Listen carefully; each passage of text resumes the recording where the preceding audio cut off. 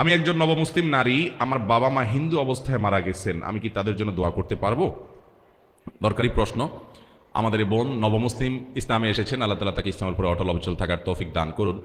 এটা এক অত্যন্ত অত্যন্ত দুঃখজনক এবং বেদনাদায়ক একটা বিষয় যে কারোর বাবা মা যদি আল্লাহর প্রতি ঈমান আনা ছাড়া মৃত্যুবরণ করে, বেঈমান অবস্থায় যদি দুনিয়া থেকে যায়, তাহলে তার জন্য দোয়া করার কোনো রাইট বা কোনো অধিকার আমাদের নাই। খুব বেদনাদায়ক একটা অধ্যায়। কেন দোয়া করা যাবে না? কারণ আল্লাহ রাব্বুল আলামিন কোরআনে পরিষ্কারভাবে নিষেধ করেছেন যে মানুষগুলো মুশরিক অবস্থায় মারা গেছে, তোমরা কোশ্চিন কালেও, নবী করিম সাল্লাল্লাহু আলাইহি ওয়াসাল্লাম কালা বলেছেন, আপনি কোশ্চিন কালেও তাদের জানাজা পড়বেন না, অর্থাৎ তাদের জন্য দোয়া করবেন না। নবী করিম সাল্লাল্লাহু আলাইহি ওয়াসাল্লামের চাচা আবু তালেব, তিনি নবী সাল্লাল্লাহু আলাইহি ওয়াসাল্লামকে সারা জীবন আদর যত্ন দিয়ে, সোহাগ দিয়ে, স্নেহ মমতা দিয়ে বড় করে তুলেছেন। এমনকি তিনি কাফের থাকা সত্ত্বেও কাফেররা যাতে নবীজির গায়ে আঁচড় দিতে না পারে সেজন্য কিন্তু আগলে রেখেছেন। হিজরতের সময়ের একটা ঘটনা, সুবহানাল্লাহ, কত স্যাক্রিফাইস করেছেন, কত আদর নবী সাল্লাল্লাহু আলাইহি ওয়াসাল্লামকে করেছেন। উনি যতদিন বেঁচে ছিলেন, নবীজির দিকে তাকানোর, চোখ তুলে তাকানোর সাহস মক্কায় কোনো কাফেরের ছিল না।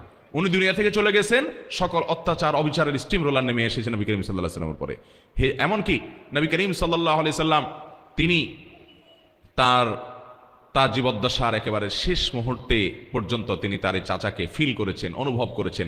মৃত্যুর আগ মুহূর্ত পর্যন্ত মাথার কাছে বসে বলেছেন, চাচা আপনি একটু আল্লাহর প্রতি একবারের জন্য আপনি বলেন, আমাকে কানে কানে বলেন, বাস আমি আল্লাহর কাছে আপনার জন্য সুপারিশ করতে পারবো, আপনি অন্তত অ্যাকাউন্টটা ওপেন করে দিয়ে যান। কিন্তু তিনি শেষ পর্যন্ত সেটাও করেন নাই। দেখেন, নিজের এরকম আদরের চাচার জন্য বন্ধু দোয়া করতে পারেন নাই।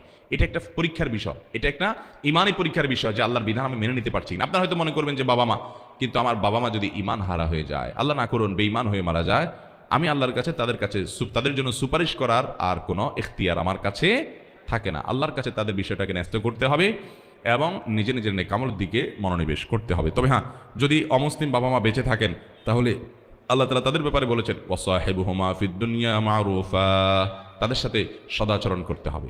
অন্য ধর্মের হলেও তাদের প্রতি সদাচরণ করতে হবে। অনেকে বলে আমার বাপ মা মাজার পূজা করে, এটা করে সেটা করে। আমি বলি, যাই করুক না কেন, আপনার মা বাবার প্রতি আপনি দুর্ব্যবহার করতে পারবেন না, শ্রদ্ধা আপনাকে জ্ঞাপন করতে হবে।